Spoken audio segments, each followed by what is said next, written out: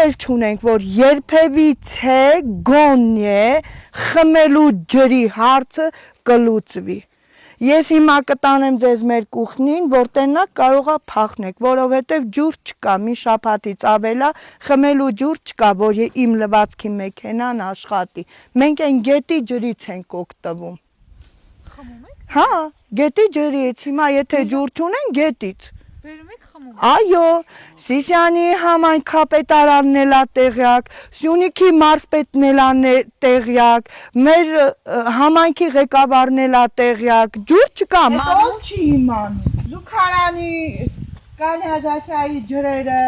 ոչխարները ջրի մեջ հովնեթում են խմում են կովերը, եղտաճուր է այս մավիրը, ասկի սրանով ջր չես լվանում, բայց մենք սաղ ձմեռ այս ջրից խմում ենք, սաղ ձմեռ, իմ 8 երեխեն արկա այս ջրից խմում է,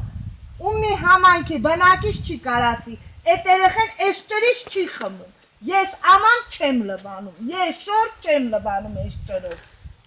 ջրից թունավորվել էին դպրոցում, մեր դպրոցի տնօրեններ են տեղյակ, հիվանդանոցներ են Սիսիանի տեղյակ,